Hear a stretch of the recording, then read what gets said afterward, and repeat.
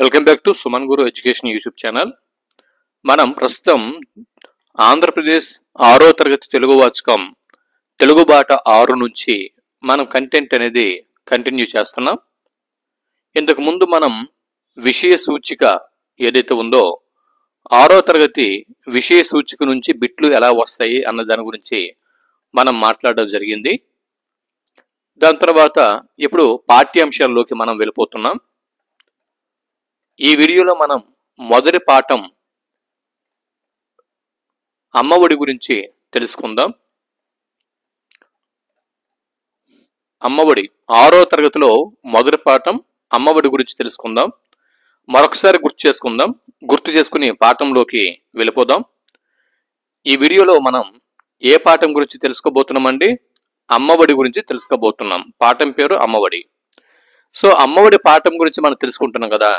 మరి అమ్మఒడి పాఠం యొక్క ప్రక్రియ ఏమని చెప్పుకున్నాం ఇంతకు ముందు వీడియోలో ఒకసారి గుర్తు తెచ్చుకోండి. అమ్మఒడి పాఠ్యభాగం ఏ ప్రక్రియకి చెందుతుంది? గేయం అన్న ప్రక్రియకి చెందుతుంది. మరి దీనిలో ఉన్నటువంటి ఇతివృత్తం ఏమని చెప్పుకున్నాం? అమ్మఒడి పాఠ్యభాగం యొక్క ఇతివృత్తం ఏమని చెప్పుకున్నాం? తల్లి ప్రేమ అని మనం చెప్పుకోవడం జరిగింది ఇతివృత్తం. మరి అమ్మఒడి పాఠ్యభాగం యొక్క కవి లేదా రచయిత ఎవరని చెప్పుకున్నాం? బాడిగ వెంకట నరసింహారావు అని మనం చెప్పుకోవడం జరిగింది. ఇప్పుడు ఈ పాఠ్యభాగం గురించి ఇప్పుడు మనం చూద్దాం. ఈ పాఠం అమ్మఒడి పాఠం అనేది ఇప్పుడు ఎవరెవరు చూడాలి? ఎవరెవరు ఈ పాఠం చూడాల్సి ఉంటుంది అంటే, ఎవరైతే ఏపీ డిఎస్సి కోసం, ఆంధ్రప్రదేశ్ డిఎస్సి కోసం ప్రిపేర్ అవుతున్నటువంటి ఎస్జిటి అభ్యర్థులు ఉన్నారో ఎస్జిటి వారికి ఉపయోగపడుతుంది. అలాగే school assistant, TGT, PGT prepare అవుతున్నటువంటి తెలుగు గ్రాడ్యుయేట్లకి ఇది ఉపయోగపడుతుంది. దాని తర్వాత మరి మిగిలిన సబ్జెక్ట్ వాళ్ళు కూడా ఏపీ టెట్కి ప్రిపేర్ అవుతూ ఉంటే వారికి కూడా ఈ పాఠం ఉపయోగపడుతుంది. 6వ తరగతి కంటెంట్ ఏపీ టెట్లో 30 మార్కుల తెలుగు విభాగంలో బిట్లు అనేవి వస్తాయి. ఇప్పుడు మనం డైరెక్ట్గా కంటెంట్ని కనుక పరిశీలన చేస్తే పాఠ్యభాగం యొక్క కవి ఎవరండి? బాడిగ వెంకట నరసింహారావు. బాడిగ వెంకట నరసింహారావు గారి కాలం ఏది?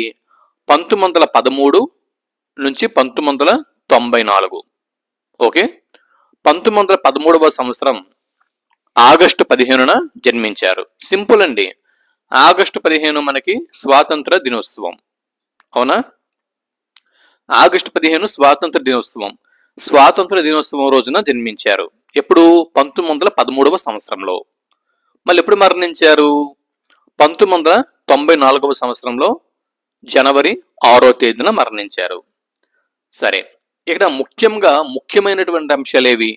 బాడిగ వెంకట నరసింహారావు గురించి, కవి పరిచయం గురించి మనం ప్రధానంగా గుర్తుపెట్టుకోవలసిన అంశాలు. ఈయన కృష్ణా జిల్లాలోని కౌతరంలో జన్మించారు. ఈ పాయింట్ గుర్తుపెట్టుకోవాలి ప్రధానంగా. టెట్, ఏపీ టెట్లో కానీ లేకపోతే ఏపీ డిఎస్సిలో కానీ బిట్స్ అనేవి రావచ్చు.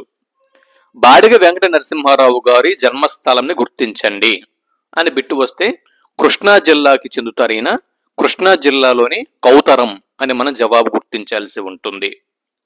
తర్వాత ఈయన మొత్తం ఎన్ని పుస్తకాలు రచించారు?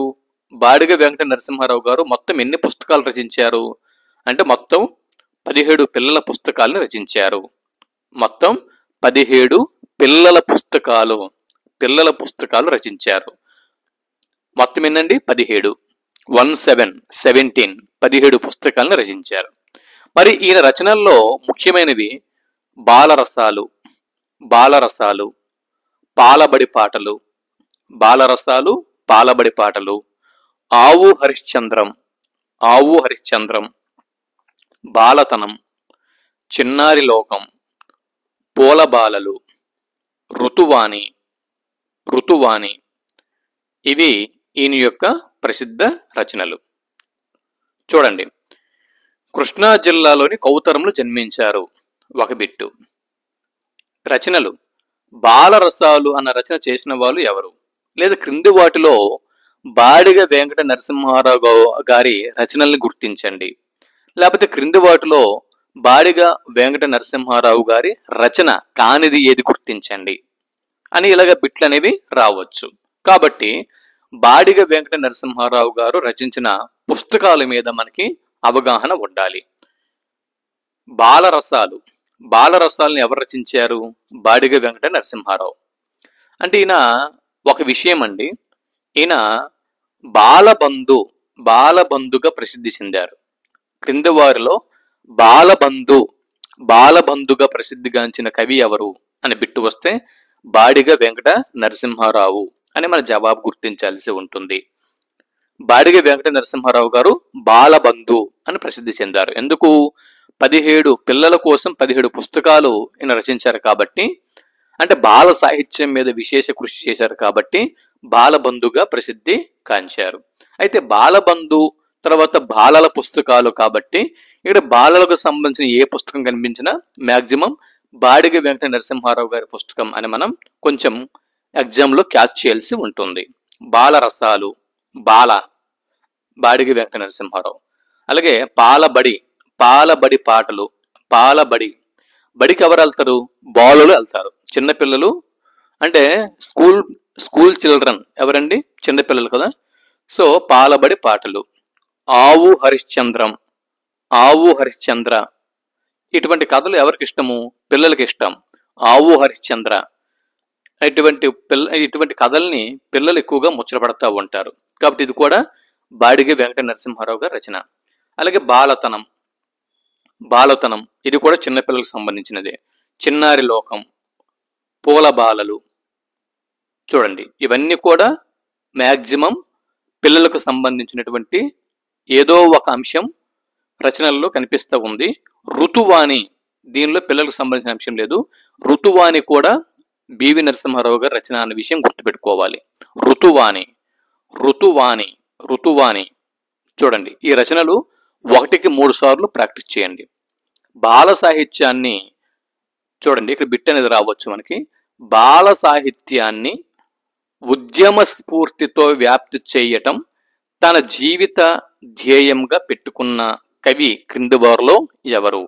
బిట్టు మరోసారి. బాల సాహిత్యాన్ని ఉద్యమ స్ఫూర్తితో వ్యాప్తి చెయ్యటం తన జీవిత ధ్యేయంగా పెట్టుకున్నవారు క్రింది వారిలో ఎవరు అని బిట్టు వస్తే బాడిగ వెంకట నరసింహారావు అని జవాబు గుర్తించాల్సి ఉంటుంది. బాడిగ వెంకట నరసింహారావు. ఇకపోతే అనార్కలి అనేది ఒక నాటకం. ఇది ఒక బిట్టు. మరి అనార్కలి అన్న నాటకంని ఎవరు రచించారు అని బిట్టు వస్తే వింజమూరి లక్ష్మీ నరసింహారావు. అనార్కలి నాటక రచయిత ఎవరండి? వింజమూరి లక్ష్మీ నరసింహారావు. అక్కడ మీకు కన్ఫ్యూజ్ చేయడానికి అడుగుతాడు, అనార్కలి నాటక రచయిత బాడిగ వెంకట నరసింహారావు లేదా వింజమూరి లక్ష్మీ నరసింహారావు అని అడుగుతాడు. వింజమూరి లక్ష్మీ నరసింహారావు అని జవాబు గుర్తించాల్సి ఉంటుంది. అయితే వింజమూరి లక్ష్మీ నరసింహారావు గారు అనార్కలి అనేటటువంటి ఒక నాటకం రచిస్తే ఆ నాటకంలో అనార్కలి పాత్ర ధరించి అనార్కలి నరసింహారావుగా ఖ్యాతిగాంచిన వారు మాత్రం బాడిగ వెంకట నరసింహారావు గారు. ఈ విషయం కూడా గుర్తుపెట్టుకుంటారు. ప్రస్తుత పాఠ్యభాగం అమ్మఒడి అనేటటువంటి ఈ పాఠ్యభాగం బివి నరసింహారావు గారు రచించిన సంపూర్ణ రచనలు 2వ సంకలనం నుంచి గ్రహించడం జరిగింది. ఇది ఒక బిట్టు. సంపూర్ణ రచనలు 2వ సంకలనం నుంచి గ్రహింపబడింది. ఇక్కడ మీరు చూడొచ్చు, బివి నరసింహారావు గారు ఎక్కడ జన్మించారు? కృష్ణా జిల్లాలోని కౌతవరం. తర్వాత బాలరసాలు అన్న రచన ఎవరు చేశారు? బివి నరసింహారావు. పాలబడి పాటలు ఎవరు రచించారు? బివి నరసింహారావు. ఆవు హరిశ్చంద్రం ఎవరు రచించారు? బివి నరసింహారావు. బాలతనం ఎవరు రచించారు? బివి నరసింహారావు. చిన్నారి లోకం ఎవరు రచించారు? బివి నరసింహారావు. పూల బాలలు గ్రంథ రచయిత ఎవరు? బివి నరసింహారావు.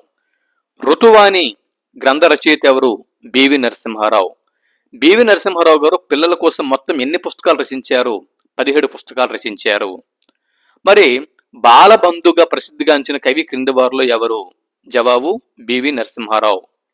తర్వాత బాల సాహిత్యాన్ని ఉద్యమ స్ఫూర్తితో వ్యాప్తి చేయటం తన జీవిత ధ్యేయంగా పెట్టుకున్నవారు క్రింది వారులు ఎవరు అని బిట్టు వస్తే బివి నరసింహారావు. మరి అనార్కలి అన్న నాటకంని ఎవరు రచించారు? జవాబు వెంజమూరి లక్ష్మీ నరసింహారావు. మరి వెంజమూరి లక్ష్మీ నరసింహారావు గారి అనార్కలి నాటకంలో అనార్కలి పాత్ర ధరించి అనార్కలి నరసింహారావుగా ఖ్యాతిగాంచిన వారు ఎవరు అని బిట్టు వస్తే బాడిగ వెంకట నరసింహారావు అని జవాబు గుర్తించాల్సి ఉంటుంది. మరి ప్రస్తుత పాఠ్యభాగం అమ్మఒడి ఈ పాఠం ఎందులో నుంచి గ్రహింపబడినది అని బిట్టు వస్తే బివి నరసింహారావు గారి సంపూర్ణ రచనలు 2వ సంకలనం నుంచి గ్రహింపబడింది. లేదా బిట్టు ఇలా కూడా రావచ్చు, సంపూర్ణ రచనలు 2వ సంకలనం నుంచి గ్రహింపబడిన పాఠం క్రింది వాటిలో ఏది అని బిట్టు వస్తే అమ్మఒడి అనే జవాబు గుర్తించాల్సి ఉంటుంది. ఇక్కడ మనం కవి పరిచయం గురించి మనం ఇక్కడ స్టడీ చేయడం జరిగింది. దాని తర్వాత అమ్మఒడి ఈ పాఠ్యభాగం గురించి ఇప్పుడు మనం పరిశీలన చేద్దాం. అమ్మఒడి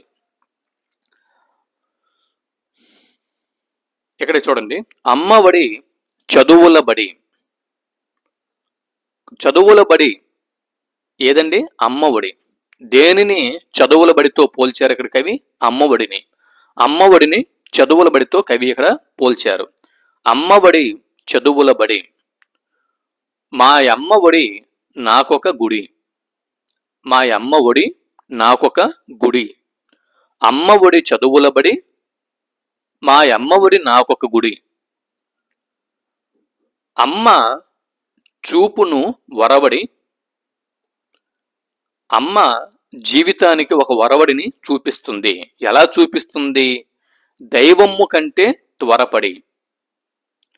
అమ్మ అనేది అనురాగ దేవత అయినటువంటి అమ్మ దైవముని మనకి చూపిస్తుంది.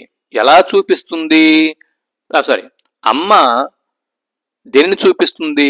వరవడిని చూపిస్తుంది. అమ్మ మనకి ఏం చూపిస్తుందండి? వరవడిని చూపిస్తుంది. దేనిని చూపిస్తుంది? వరవడిని. ఎలా చూపిస్తుంది? మనం నిత్యం పూజించే దేవుడి కంటే త్వరగా వరవడిని అమ్మ మనకి చూపిస్తుంది. వరవడి అంటే జీవితాన్ని తీర్చిదిద్దే ప్రక్రియని వరవడి అని చెప్పి అంటాం. జీవితాన్ని సరిదిద్దడం. అమ్మ చూపును వరవడి అంటే జీవితానికి ఒక మార్గదర్శకత్వం. వరవడి అంటే జీవితానికి ఒక మార్గదర్శకత్వం అమ్మ చూపిస్తుంది. ఎలా చూపిస్తుంది? దైవమ్ము కంటే త్వరపడి చూపిస్తుంది. ఇకపోతే అమ్మ చెప్పిన శుద్ధులు. అమ్మ చెప్పినటువంటి శుద్ధులు. శుద్ధులు అంటే అర్థం ఏమిటి? శుద్ధులు అంటే మంచి మాటలు, జీవితానికి పనికొచ్చే మాటలు, సమాజంలో పేరు ప్రఖ్యాతులు గాంచేందుకు అమ్మ చెప్పినటువంటి మాటలే శుద్ధులు. శుద్ధులు అంటే మంచి మాటలు అని చెప్పి అర్థము. ఓకే, శుద్ధులు అంటే అర్థం ఏంటండి? మంచి మాటలు, మంచి పలుకులు అని చెప్పి అర్థము. శుద్ధులు అంటే మంచి పలుకులు. ఓకేనా? దాని తర్వాత ఇక్కడ చూడండి, అనిశమ్ము ఒప్పిన బుద్ధులు. అనిశమ్ము ఒప్పిన బుద్ధులు. అనిశమ్ము అంటే అర్థం ఏమిటి? అనిశమ్ము అంటే అర్థం ఏమిటండి? మీకు తెలిస్తే కామెంట్ బాక్స్లో రాయండి. అనిశమ్ము అంటే అర్థము ఎల్లప్పుడూ. ఎల్లప్పుడూ ఎల్లప్పుడూ అమ్మ తన యొక్క మంచి మాటలతో, మంచి పలుకులతో ఎల్లప్పుడూ కూడా మనకి బుద్ధులని నేర్పుతుంది. అమ్మ పెదవుల హాసము. అమ్మ పెదవుల హాసము. పెదవుల్లోని హాసము. ఓకే, హాసము అంటే నవ్వు. అమ్మ పెదవుల్లోని నవ్వు. హాసము అంటే నవ్వు. నిత్యము మాకు వికాసము. అమ్మ నవ్వు మనకి పిల్లలకి వికాసము వంటిదనమాట. అమ్మ మంజుల భాషణం. అమ్మ మంజుల భాషణం. మంజులము అంటే అందమైన. మంజులము అన్న పదానికి అర్థమేంటి? అందమైన. అందమైన. అమ్మ మంజుల భాషణం. అమ్మ యొక్క అందమైనటువంటి భాష. శ్రవ్యము వీణుల భూషణం. అంటే వీణులు అంటే చెవులు. చెవులు. వీణులు అంటే చెవులు. అంటే చెవులకు వినసొంపైనటువంటి చెవులకి వినసొంపైనటువంటి అలంకరణములు వంటివి అమ్మ యొక్క పలుకులు. అమ్మ పలికే అందమైనటువంటి పలుకులు చెవులకు అందాన్ని చేకూర్చేటటువంటి అలంకారములు అని ఇక్కడ కవి అంటున్నారు. ఇకపోతే చూడండి, ఇక్కడ ఏ పంక్తి తర్వాత ఏ పంక్తి వస్తుందో అది కూడా గుర్తుపెట్టుకోండి. మన టెట్లో అడిగాడు ఏ పంక్తి తర్వాత ఏ పంక్తి, ఇది కూడా మీకు అడుగుతాడు. అమ్మ ఒడి, సార్ ఏ పంక్తి తర్వాత ఏ పంక్తి అనేది ఎలా గుర్తుపెట్టుకోవాలి? సింపుల్గా మీకు చెప్తా చూడండి. మీ దగ్గర టెట్ నోట్స్ ఉంటే కనుక నోట్స్కి యాడ్ చేసుకోండి. ముందు అమ్మ ఒడి రావాలి, అమ్మ ఒడి. రెండవ లైన్లో గుడి రావాలి, రెండవ లైన్ గుడి, రెండవ పంక్తిలో గుడి రావాలి. మూడవ పంక్తిలో వరవడి రావాలి. నాలుగవ పంక్తిలో త్వరపడి వస్తుంది. తర్వాత ఐదవ పంక్తిలో శుద్ధులు వస్తాయి. ఆరవ పంక్తిలో బుద్ధులు రావాలి. ఏడవ పంక్తిలో హాసము. ఎనిమిదవ పంక్తిలో వికాసము. హాసము, వికాసము. వడి, గుడి, వరవడి, త్వరపడి, శుద్ధులు, బుద్ధులు, హాసము, వికాసము. ఇలా పదాన్ని బట్టి వాక్యంని మనం గుర్తుపెట్టుకోవాలి. మంజుల భాషణం, ఇక్కడ భాషణం, భూషణం. మొదటి లైన్లో భాషణం వస్తుంది, తర్వాత లైన్లో భూషణం వస్తుంది. ఇది ఇలాగా గుర్తుపెట్టుకోండి. అంటే ఏ పంక్తి తర్వాత ఏ పంక్తి సరిగ్గా సెర్చ్ చేయండి అని చెప్పి అడుగుతాడు. ఇకపోతే అమ్మ హృది, అమ్మ హృది, అమ్మ హృది అంటే అమ్మ యొక్క హృదయం, అనురాగము.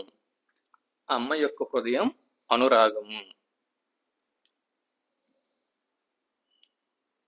తర్వాత దివ్యము, భవ్యము, యోగము. అమ్మ యొక్క హృదయం ఎటువంటిది? అమ్మ యొక్క హృదయము అనురాగంతో కూడుకుని ఉంటుంది, దివ్యమైనది, భవ్యమైనది, యోగమైనది. అనురాగమైనది, దివ్యమైనది, భవ్యమైనది, యోగమైనది. ఏది? అమ్మ యొక్క హృదయం, అమ్మ యొక్క హృదయం. ఓకే. అనురాగము అంటే ప్రేమ, దివ్యము అంటే ఉత్తమము, భవ్యము అంటే శుభకరము, యోగము అంటే అన్నింటినీ సమకూర్చేది. అనురాగము అంటే ఏంటండి? ప్రేమ. దివ్యము అంటే ఏంటండి? ఉత్తమము. భవ్యము అంటే ఏమిటండి? శుభకరము. యోగము అంటే ఏంటండి? అన్నిటినీ సమకూర్చున్నది. ఏది? అమ్మ యొక్క హృదయం. సో అనురాగము, దివ్యము, భవ్యము, యోగము. ఏది? అమ్మ యొక్క హృదయం. అమ్మ చల్లని కరములు, కరములు అంటే చేతులు. అమ్మ చల్లని కరములు దానమ్మునకు ఆకరములు, ఆకరములు. ఆకరములు అంటే నిలయములు, నిలయములు, నిలయం. కరములు, ఆకరములు, కరములు, ఆకరణములు. అనురాగము, యోగము, అనురాగము, యోగము. కరములు, ఆకరములు, కరములు, ఆకరములు. అమ్మ చల్లని చేతులు దానమునకు నిలయాలు. అమ్మ చరణ తలమ్ములు, అమ్మ చరణ తలమ్ములు. చరణ తలమ్ములు అంటే పాదములు, అమ్మ యొక్క కాలి పాదములు. క్షేమమ్ము పండు పొలములు. బిట్ రావచ్చు. అమ్మ యొక్క చల్లని, అమ్మ యొక్క కాలి పాదములని కవి వేటితో పోల్చాడు లేదా దేనితో పోల్చాడు అంటే క్షేమమ్మును పండించేటటువంటి పొలములతో పోల్చాడు. అమ్మ కన్నుల కాంతులు, అమ్మ కన్నుల కాంతులు, అమ్మ యొక్క కన్నుల కాంతులు ఎలాంటివి? అమ్మ కంటి నుంచి వచ్చేటటువంటి కాంతులు లోకమ్మునకు సుఖశాంతులు, లోకమ్మునకు సుఖశాంతులు. అమ్మయే నా సర్వము, దైవము, అమ్మయే నా సర్వము, ధైర్యము, బలము, గర్వము అని కవి ఇక్కడ అంటున్నారు. ఓకే, ఇక్కడ మీరు చూడొచ్చు అమ్మ హృది అంటే ఏ లైన్ తర్వాత ఏ లైన్ అని చూడండి.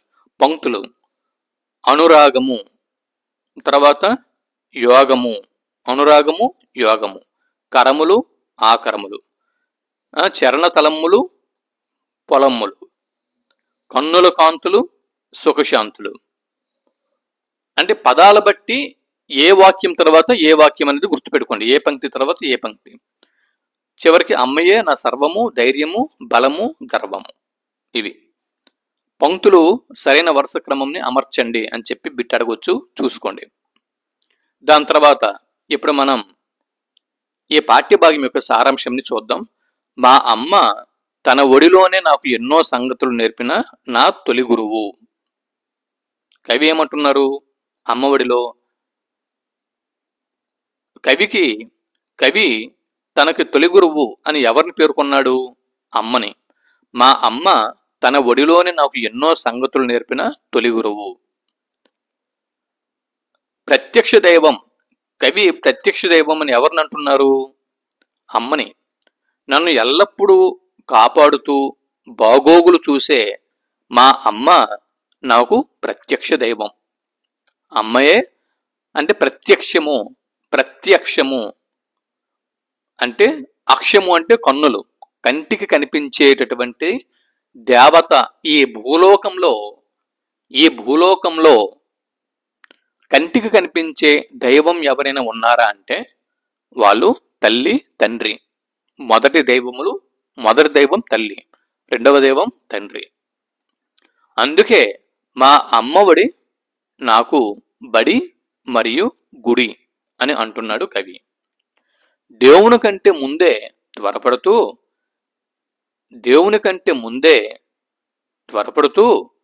నా భవితకు వరవడిని చూపిస్తుంది. అమ్మ ఎవరికంటే ముందే త్వరపడుతూ భవితకు వరవడి చూపిస్తుంది? దేవుని కంటే ముందే త్వరపడుతూ భవితకు వరవడి చూపిస్తుంది. అమ్మ చెప్పే మంచి మాటలు ఎల్లప్పుడూ ఉపకరించే తెలివితేటలు. అమ్మ పెదవులపై చిరునవ్వు మాకు నిరంతరం తెలివినిస్తుంది. అమ్మ అందమైన మాటలు వినటం మా చెవులకే అలంకారం. తర్వాత అమ్మ ప్రేమ ఉత్తమమైనది, శుభకరమైనది, అన్నింటినీ సమకూర్చేది. అమ్మ చల్లని మేలైన చేతులు దాన ధర్మాలకు నిలయాలు. అమ్మ పాదాలు తాకిన నేల శుభాలు పండించే పొలం వంటిది. అమ్మ కళ్ళలోని కాంతులు లోకానికి సుఖాన్ని శాంతిని ఇస్తాయి. అమ్మే నా ధైర్యం, బలం, గర్వం, సర్వస్వం అని కూడా కవి అన్నారు. ఇక్కడ చూడండి, అమ్మ చెప్పే మంచి మాటలు ఎల్లప్పుడూ ఉపకరించే తెలివితేటలు. దాన ధర్మాలకు నిలయాలు అమ్మ చల్లని చేతులు. అమ్మ పెదవులపై చిరునవ్వు నిరంతరం తెలివిని ఇస్తుంది. ఇవి ఒకసారి చూసుకోండి.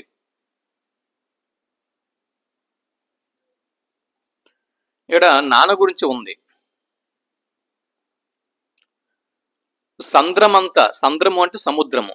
సంద్రమంత గాంభీర్యం ఎవరికి ఉంటుంది? నాన్నకి.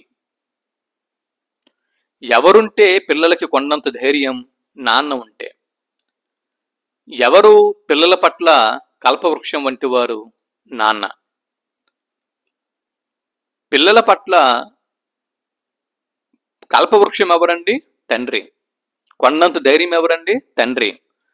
సముద్రమంత గాంభీర్యంతో ఉండేవారెవరు? నాన్న.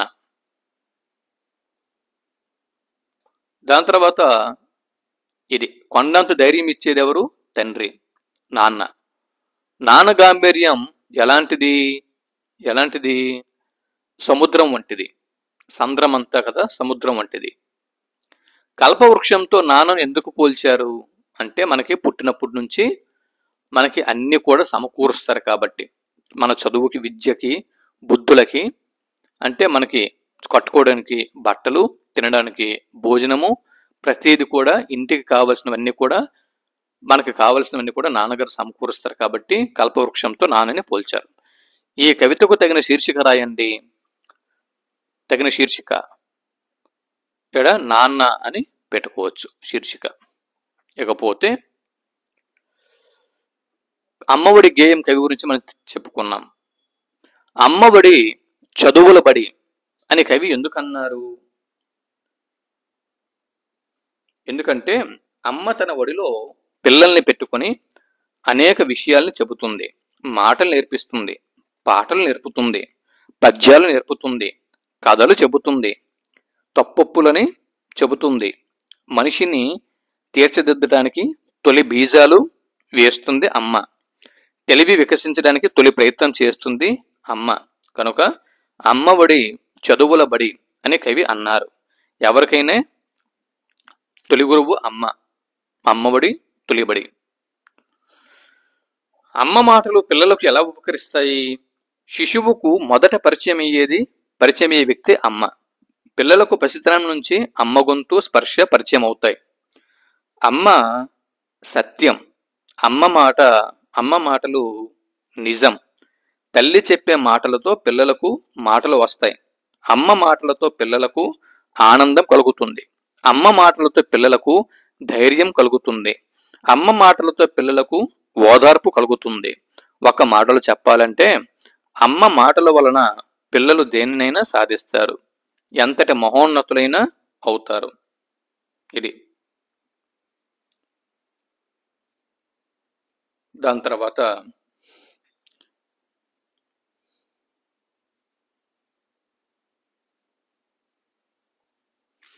ఇక్కడ ఏమొస్తుంది? ఇక్కడ బలపం చూడండి, ఇక్కడ బలపం వస్తుంది. బలపం ఇక్కడ ఏమొస్తుందండి? బలపం, బలపం. తర్వాత ఏమొస్తుంది? ఇక్కడ ఏమొస్తుంది? కంఠం. ఇక్కడ టా వస్తుంది. ఇది టా. రెండవ బిట్టు కంఠం, కంఠం. మూడో బిట్టేటి డాష్ రకం, డాష్ రక. ఈ డాష్లో ఏమొస్తుంది? ఆ వస్తుంది. అరక, అరక. నాలుగో బిట్ ఏంటి? ఆభరణం, భా వస్తుంది. ఆభరణం. తర్వాత ఇక్కడ ఏమొస్తుంది? ఇక్కడ ఐదో బిట్టు ఏమొస్తుంది? పతకం, పతకం. థా వస్తుంది ఇక్కడ. ఆరో బిట్టు ధా వస్తుంది. ఇంధనం, ఇంధనం. ధా వస్తుంది. ఇంధనం. తర్వాత ఏడో బిట్టు ఏమొస్తుంది? ఏడో బిట్టు ఏమొస్తుంది? షా వస్తుంది. శతకం, శతకం. తర్వాత ఎనిమిదో బిట్టు ఏమొస్తుంది? ఫా వస్తుంది. సఫలం, సఫలం, సఫలం. తొమ్మిదో బిట్టు ఏమొస్తుంది? శంఖం, ఖా వస్తుంది. శంఖం. ఇంకా చివరికి మిగిలిపింది ఢ, ఢమరుకం, ఢమరుకం.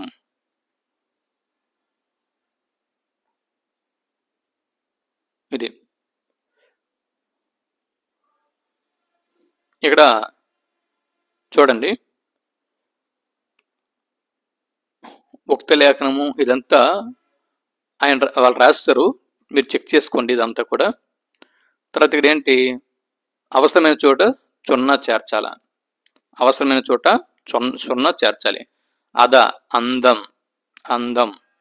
ఇదేంటిది? రెండోది అందం, అందం. తర్వాత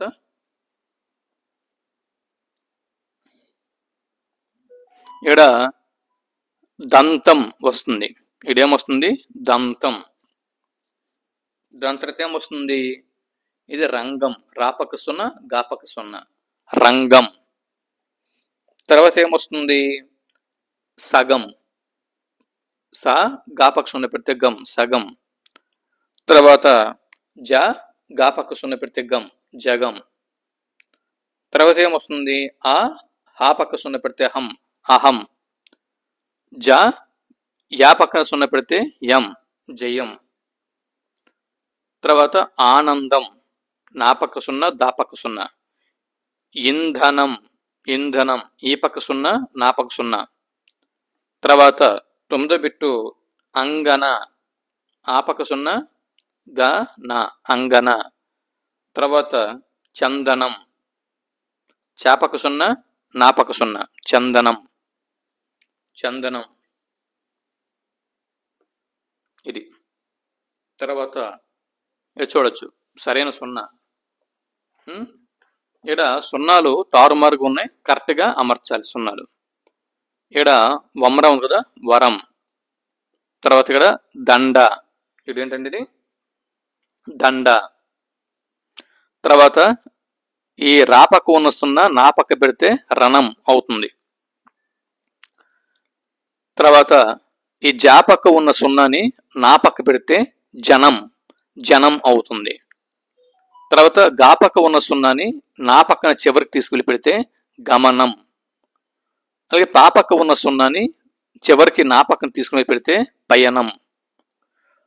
తర్వాత డాపక్క ఉన్న సున్నాని ముందుకు తీసుకువస్తే మా పక్క పెడితే మండపం అవుతుంది. ఇది మండపం. దాని తర్వాత 4వ బిట్ చూడండి, 4వ సెక్షను. ఇక్కడ క్రింది అక్షరాలని తేడాని గమనించండి. ఇవి చూడండి. ఇవి ఇక్కడ కరము అంటే అర్థం ఏంటి? చెయ్యి. కరము అంటే చెయ్యి. కరము అంటే గాడిద.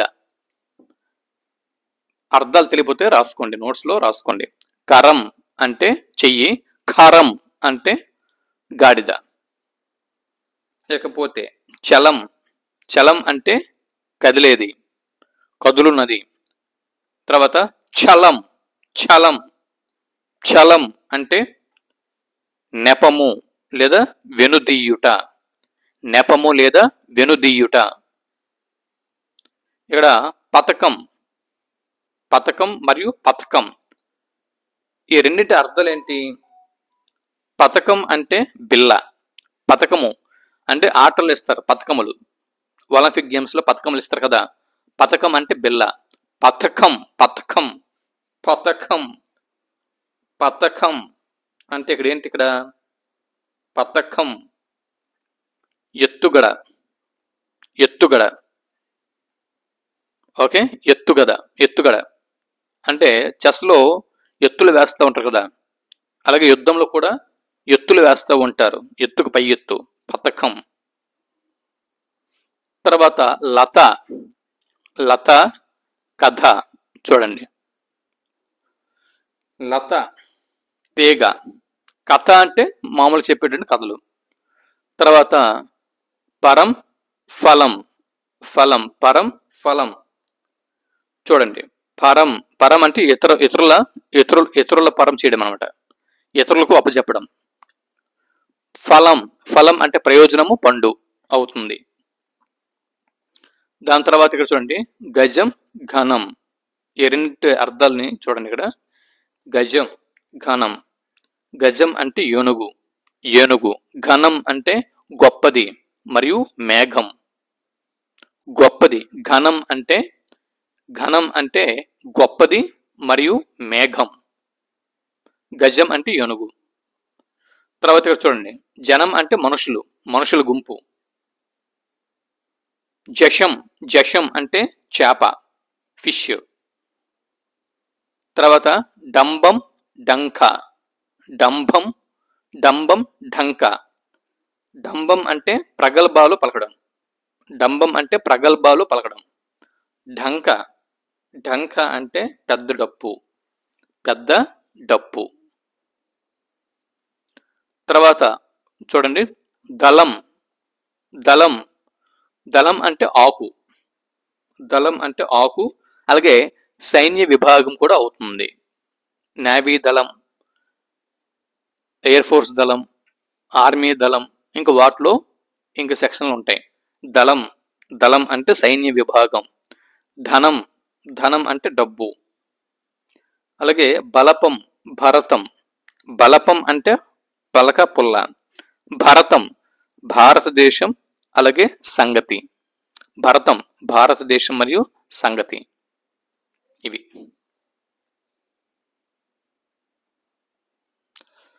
చూడండి, ఇవి కాస్త జంబులింగ్లో ఉన్నాయి, వీటిని కరెక్ట్గా చూడండి. ఇవి మంచిగా రాస్తే అరక అయింది కదా. అలాగే ఇక్కడ లబత ఉంది, దీన్ని సరిగ్గా రాస్తే తబల అవుతుంది.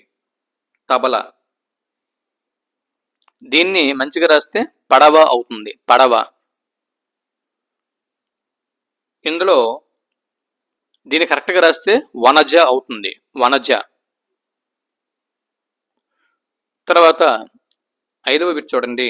నగరం. నగరం. నాగా రక్షణ పెడతారం. నగరం.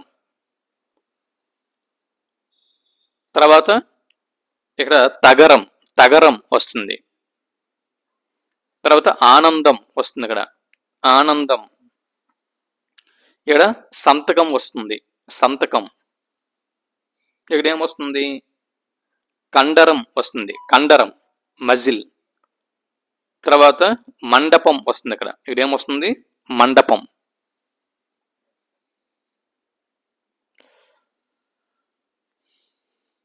ఇక్కడ మనం చూడొచ్చు, ఇక్కడ పదాలని జతపరచమన్నాడు. అమల పలక. అమల పలక. అమల పలక. తర్వాత మరపడవ.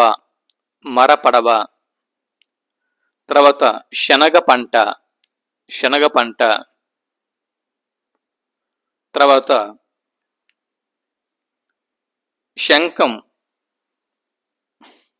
ఇక్కడ శంఖం ఓదగలం. ఓదగలం.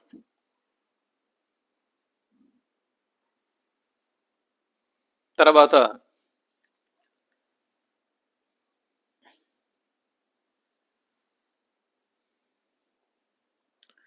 హంస. హంస అన్నప్పటికీ హంస నడక వస్తుంది. చూడండి, హంస నడక.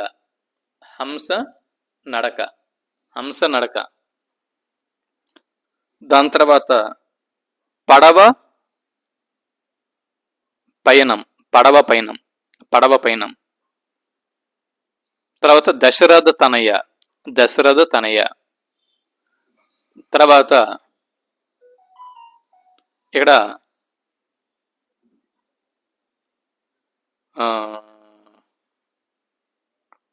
మంగళకర మండపం. మంగళకర మండపం. అలాగే ఘనత గల వంశం. ఘనత గల వంశం. ఇంకా చివరికి శనగల గంప. ఇంకా చివరికి ఏమొస్తుంది? శనగల గంప. ఇవి.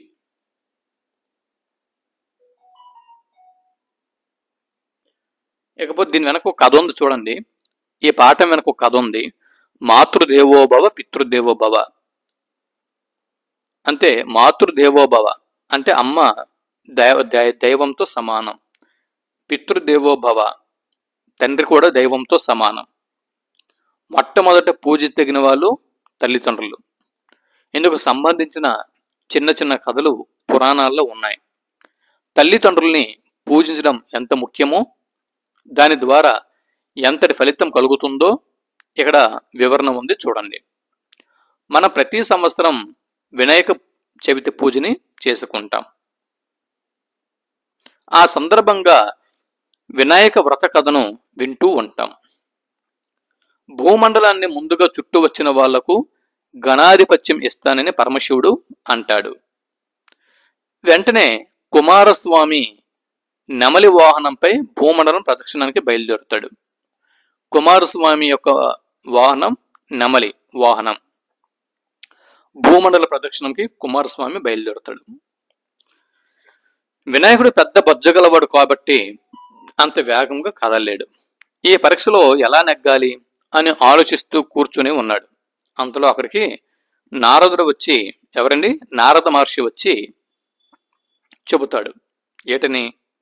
తల్లిదండ్రులకు ప్రదక్షిణం చేస్తే భూమండలం యాత్ర చేసినట్లే అని చెబుతాడు. ఈ విషయం గ్రహించి వినాయకుడు తల్లిదండ్రులైన పార్వతీ పరమేశ్వరులకు ప్రదక్షిణలు చేసి నమస్కరిస్తాడు. మాతాపితరులకు ప్రదక్షిణం చేయటం అంటే భూమండలాన్ని చుట్టి రావటమే. తనకంటే వినాయకుడే ముందు భూ ప్రదక్షిణ పూర్తి చేసినట్లు గుర్తించి కుమారస్వామి తన ఓటమిని అంగీకరిస్తాడు. వినాయకుడికి గణాధిపత్యం దక్కుతుంది. ఇది వినాయకుడి కథ వల్ల మనకేమర్థమైంది? తల్లిదండ్రులను మించిన దైవం లేదు అన్న విషయం అర్థమైంది. వినాయక చవితి పండుగ సందర్భంగా మనం ప్రతి సంవత్సరం చెప్పుకుంటున్నామంటే తల్లిదండ్రులను సేవించడం వల్ల కలిగే పుణ్యాన్ని స్మరించుకుంటున్నామని గ్రహించాలి. అంతేగాక సోదరుల మధ్య కూడా ఎలాంటి విరోధ భావాలు ఉండకూడదు అనే విషయం వినాయకుడు కుమారస్వాముల సోదరత్వం ద్వారా మనం గ్రహించాల్సి ఉంటుంది. ఇది నెక్స్ట్ తర్వాత పాఠం తృప్తి పాఠ్యభాగం. ఇది తర్వాత వీడియోలో మనం తెలుసుకుందాం. ఈ వీడియోలో మనం 6వ తరగతి తెలుగు వాచకం నుంచి మొదటి పాఠ్యభాగం అమ్మఒడికి సంబంధించిన వివరాలన్నీ కూడా మనం మాట్లాడుకోవడం జరిగింది.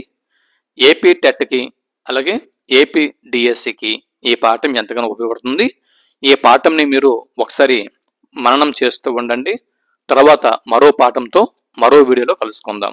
వీడియోకి దయచేసి ఒక లైక్ ఇవ్వండి. వీడియోని చివరి వరకు ఎవరైనా చూసిన వాళ్ళు ఉంటే వారికి హృదయపూర్వకంగా అభినందనలు తెలుపుకుంటూ సెలవు తీసుకుంటున్నాను.